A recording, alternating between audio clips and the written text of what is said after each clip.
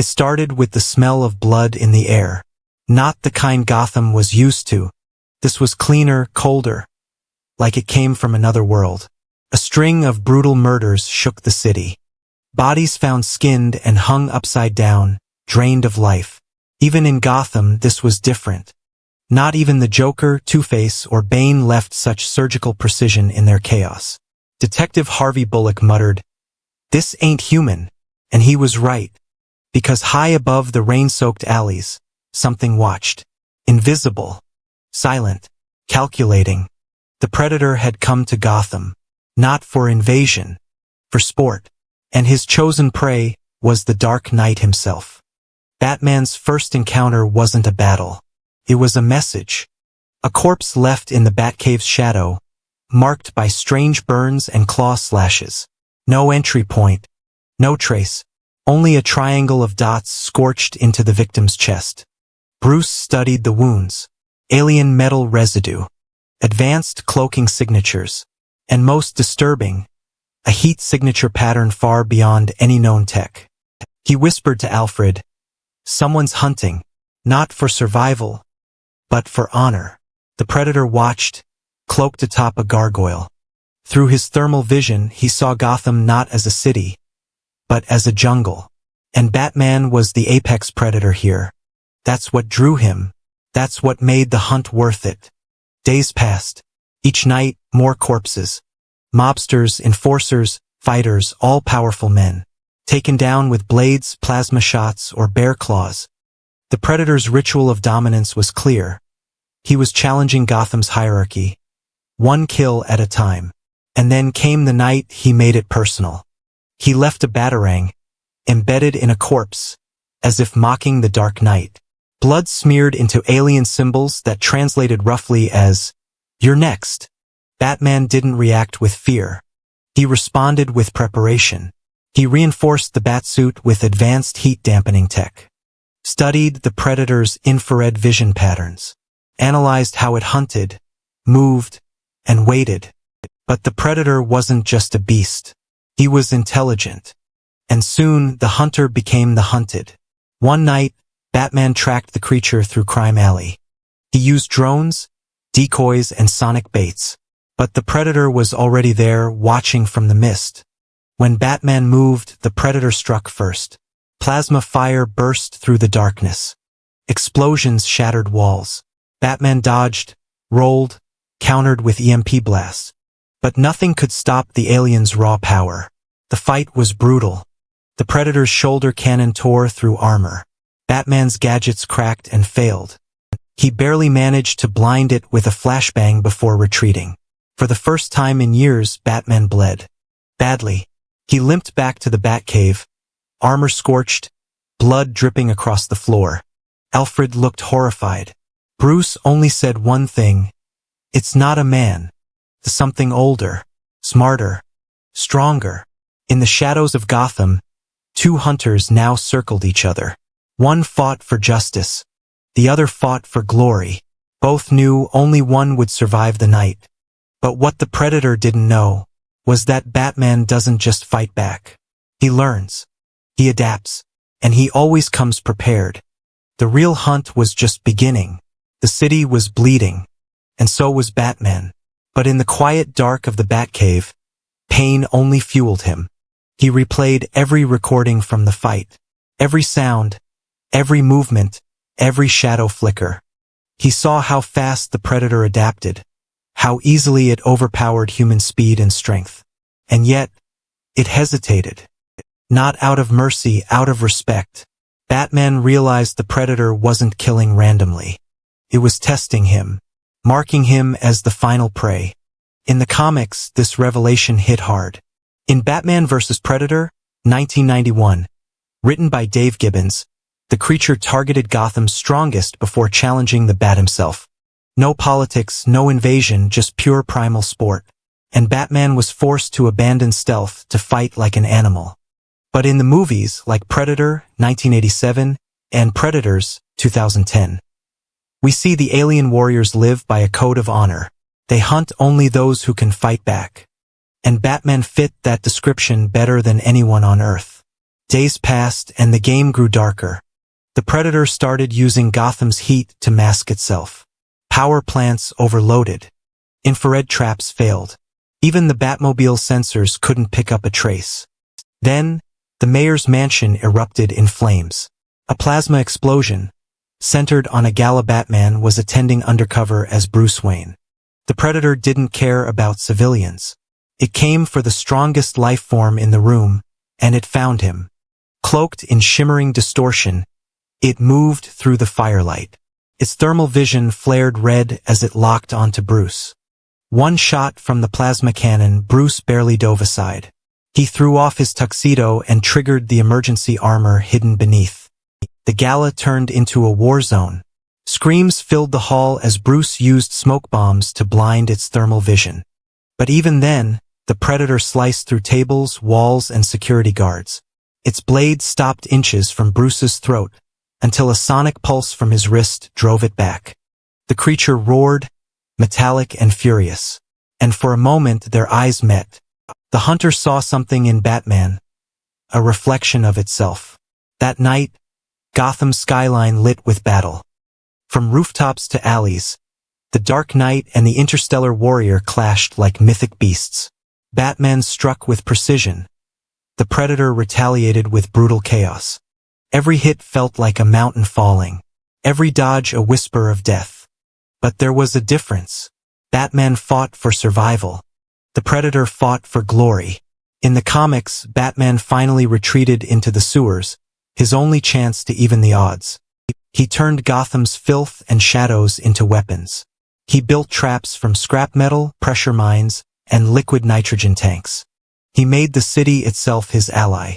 And when the Predator followed, it walked right into his labyrinth of vengeance. Steam burst from broken pipes, confusing the aliens' heat sensors. Batman used every weakness he'd learned. He hit with cold grenades, reducing visibility. He hid his heat signature with liquid coolant on his armor. Slowly, the Predator grew frustrated. It began roaring, smashing, searching. Then it found him. Batman, standing in the mist, bloodied but unbroken. The final duel began. Fists and blades clashed. Every punch echoed through the tunnels. Batman's armor shattered piece by piece. The Predator impaled his shoulder, but Bruce countered, jamming a batarang deep into the alien's side.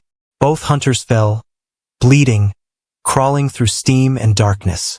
And when the Predator finally lifted Batman by the throat, Batman struck a hidden detonator.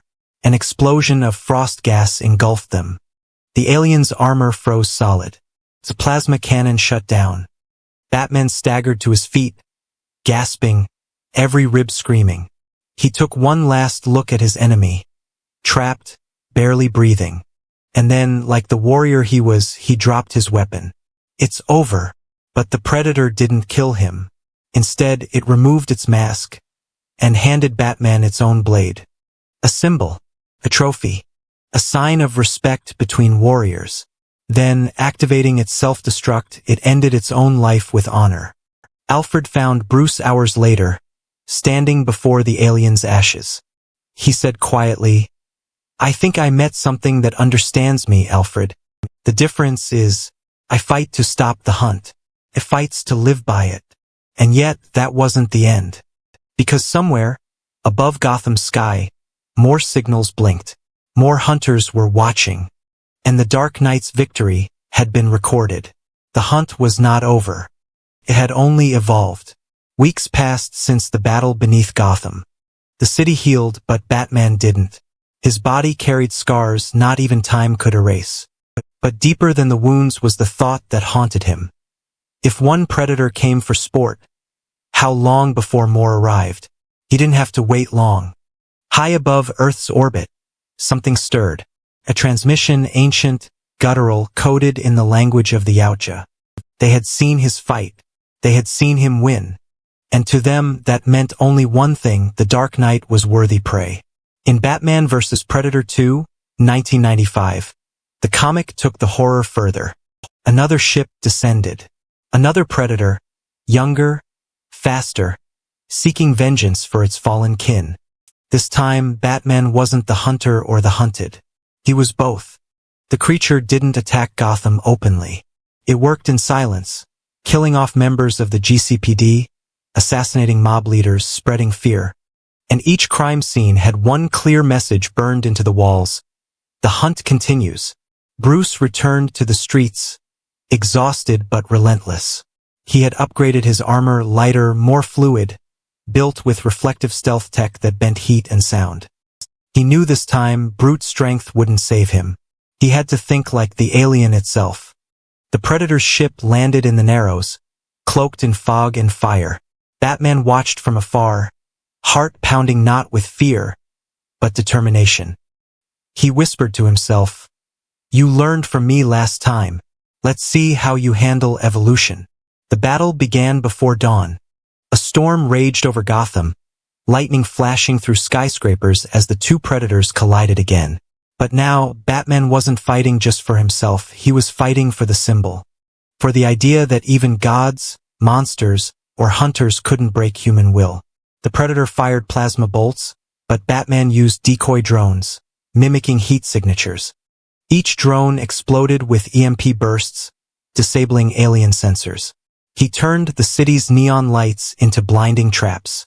And when the creature finally got close, Batman struck with the Predator's own blade, the same one he'd been given by the first hunter. The fight tore through rooftops, subways, and rain-soaked streets. Every punch echoed with rage, every cut with memory. They weren't fighting for life, they were fighting for legacy.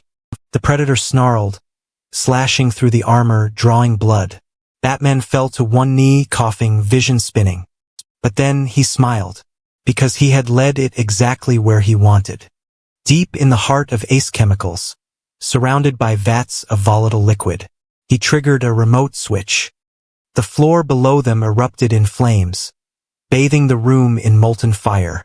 The Predator roared in triumph, thinking it had cornered him. But Batman lunged forward, driving the alien's blade straight into its power core. The explosion that followed was deafening. Fire consumed everything. And in the silence that followed, only Batman rose from the wreckage. Barely alive, armor shattered, mask cracked. He stumbled out into the rain, collapsing beside the bat signal. Commissioner Gordon rushed to him, shouting his name. But Bruce only whispered, "It's over, for now." The news called it an accident. No one ever saw the creature. No one ever knew how close Gotham came to being a hunting ground for gods. But in the comic's final panels, and in the spirit of both universes, we see something terrifying. Far above Earth, a Predator elder watches the footage of Batman's battle. Behind him, trophies line the walls. Skulls of xenomorphs, warriors, and kings. And at the center hangs a broken bat symbol, engraved in alien metal. The elder turns away, and mutters a single word in his language, "Soon," and then the screen fades to black. In the movie world, the Predator franchise shows us that these creatures never stop hunting. They move from world to world, seeking the ultimate challenge. But only one being ever made them question what prey truly meant: Batman. Because the Dark Knight proved something the Predators had never faced before. He didn't fight for dominance. He didn't fight for sport. He fought because it was right. And that made him something even deadlier than a hunter. It made him human. In the end, that's what the Predator could never understand. That's what made Batman win.